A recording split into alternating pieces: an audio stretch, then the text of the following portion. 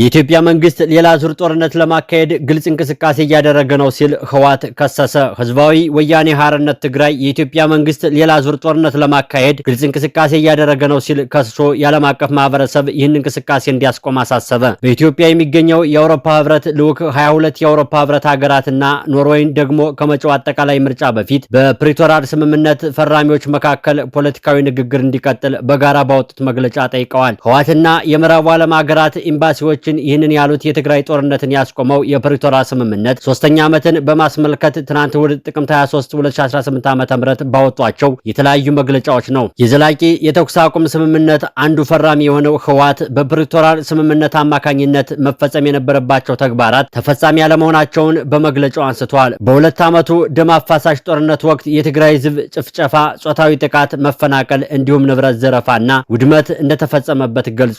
ይህንን ጉዳት ያስከተለውን ውጊያ ለማስቆም ከ3 ዓመት በፊት የፕሪቶሪያ ስምምነት መፈረሙን ያስታወሰው ህወሓት ይሁን እንጂ ጦርነቱ በዝምታ ከሚካሄድ ዘር ማጥፋት ጋር ቀጥሎ 5 ዓመታት ተቆጥረዋል ብሏል። በዚህ ምክንያት የተፈናቀሉ ሰዎች መመለስ አለመቻላቸውን እንዲሁም ወራሪ ሲል በጠራው ኃይል ስር የሚኖረው የትግራይ ህዝብ እየተገደለ እየታፈነና በማንነቱ ምክንያት እየተሰቃየ መሆኑን በማንሳት ወንጅሏል። የፍትህና የተጠያቂነት ሂደት እንዲሁም የጦርነት መነሻና አፈታቱን በተመለከተ የፖለቲካዊ ንግግር አልተጀመረም ሲል በስምምነቱ መሰረት መፈጸም የነበረበት አንዱ ተግባር አለመከናወኑም አስታውሷል። በአጠቃላይ የፕሪቶሪያ ስምምነት እንደተጠበቀው ውጤት ሳያመጣ 3 ዓመታትን ደፍኗል ያለው ህወሓት ለዚህም የኢትዮጵያ መንግስትንና በስምምነቱ ሂደት የተሳተፉ አካላትን ወቅሷል። መግለጫው የፌዴራል መንግስት ፕሪቶሪያ ላይ የተሰማማበትን ስምምነት መፈጸም አለመቻሉን እንደ አንድ ምክንያት ጠቅሷል። አደራዳሪ ሀገራት፣ አህጉራዊ ተቋማትና ግለሰቦች ስምምነቱ በተፈረመበት መንፈስና ተግባራዊ መሆን በጀመረበት ፍጥነት እንዴት መከታተል ላይ ያሳዩት መዘናጋትም ለስምምነቱ በተሟላ ሁኔታ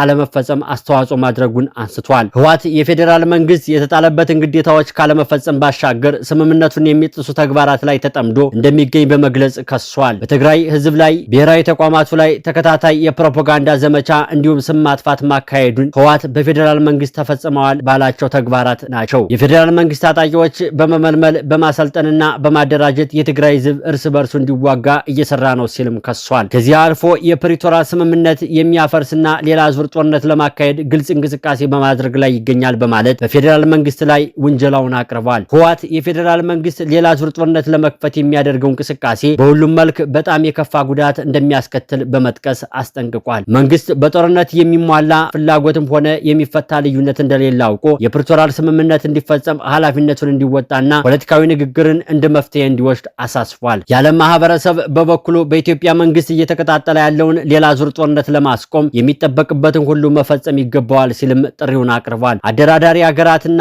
አህጉራዊ ተቋማትም ለሁኔታው ትኩረት እንዲሰጡ ያሳሰበው ህወሓት የአፍሪካ ህብረት ስብሰባ እንዲጠራ በድጋሚ ጠይቋል። የአፍሪካ ህብረት ፓኔል እንዲጠራና የስምምነቱ ነባራዊ ሁኔታ ተገምግሞ ተኩስ አቁም ስምምነቱ ወደ ዘላቂ የሰላም ስምምነት እንዲደረግ ጫና እንዲያደርጉ እንጥራለን ሲል በመግለጫው አስፍሯል። የፕሪቶሪያ ስምምነት የተፈረመበትን 3ኛ ዓመት በማሰብ መግለጫ ያወጡት በኢትዮጵያ የሚገኙ የአውሮፓ ህብረት አባላት ሀገራት እና የኖርዌይ ኤምባሲዎች በተመሳሳይ በፌዴራል መንግስትና በህወሓት መካከል ፖለቲካዊ ንግግር እንዲካሄድ ጠይቀዋል። በኢትዮጵያ የሚገኘው የአውሮፓ ህብረት ልዑክ ጋር በመሆን ይህንን መግለጫ ካወጡት 22 ሀገራት መካከል ፈረንሳይ፣ ጣሊያን፣ ጀርመን፣ ቤልጅየም፣ ዴንማርክ፣ አየርላንድ እና ስፔን ይገኙበታል። ሀገራቱ ስምምነቱ ከተፈረመ በኋላ ለተከናወኑት መሰረታዊ አገልግሎቶችን መመለስ፣ ሰብአዊ አቅርቦት መሻሻል እንዲሁም የትጥቅ ማስፈታት መበተንና መልሶ ማዋሃድ ሂደት መጀመር እውቅና እንደሚሰጡት አስታውቀዋል። መግለጫው የተወሰኑ የሀገር ውስጥ ተፈናቃዮች እንዲመለሱ የማስቻል ተግባራዊ መከናወንን በመጥቀስ የኢትዮጵያ መንግስትና ህወሓትን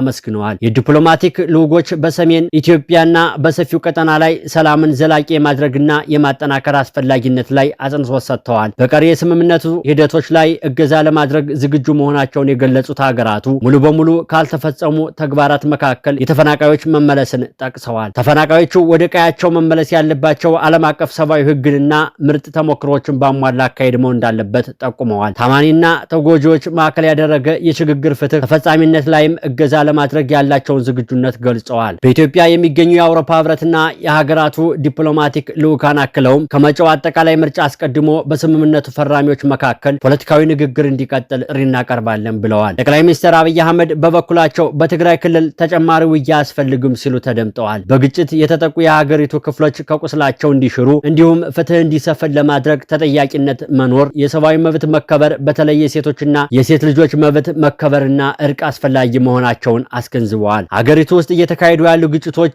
በውይይት እንዲፈቱ እንዲሁም ባለድርሻ አካላት ሁሉ በሀገራዊ ምክክር ሂደት ገንቢ በሆነ መንገድ እንዲሳተፉ እናበረታታለን ሲሉም ጥሪያቸውን አቅርበዋል። ትናንት ጥቅምት 23 2018 ዓ.ም ከተፈረመ 3ኛ ዓመቱን የደፈነው የፕሪቶሪያ ስምምነት ጠቅላይ ሚኒስትር አብይ አህመድ ባለፈው ሳምንት በሕዝብ ተወካዮች ምክር ቤት ተገኝተው ማብራሪያ በሰጡበት ወቅትም ተነስቶ ነበር። አብይ ከስምምነቱና ከትግራይ ክልል ፖለቲካዊ ሁኔታ ጋር በተያያዘ የሰጧቸው ማብራሪያዎች እንዲሁም በህወሓት ላይ ውንጀላዎችን የሰነዘሩ ነበር። ጠቅላይ ሚኒስትሩ የትግራይ አመራሮች መሳሪያ ደብቀው እንዳስቀመጡና በኮንትሮባንድ እያስገቡ መሆኑን እንዲሁም ታጣቂዎችን እያሰለጠኑና እያስመረቁ እንደሆነ የሚጠቁሙ ውንጀላ አሰምተዋል። የትግራይ አመራሮች ከውጭ ሀገር መንግስት ጋር ምን እያደረጉ ነው ሲልም ተመሳሳይ ድምጸት ያለው ጥያቄ አንስተዋል። በትግራይ ክልል ተጨማሪ ውያ አያስፈልግም። ትግራይ የሚደረግ ውያ ዓላማ የለውም። ዓላማ የሌለው ውያ ደግሞ የተሳካ ይሁን ያልተሳካ መረጋገጫ የለውም ሲሉ መንግስታቸው ሌላ ግጭት ውስጥ የመግባት ፍላጎት እንደሌለው ገልጸዋል። ውያ ይበቃል፣ አያስፈልገንም፣ ግድ የለም ብትዋጋም አታሸንፍም፣ አይታችሁታል ያሉት አብይ አህመድ የኢትዮጵያ መንግስት በኃይል መቀየር እንደማይቻል ተናግረዋል።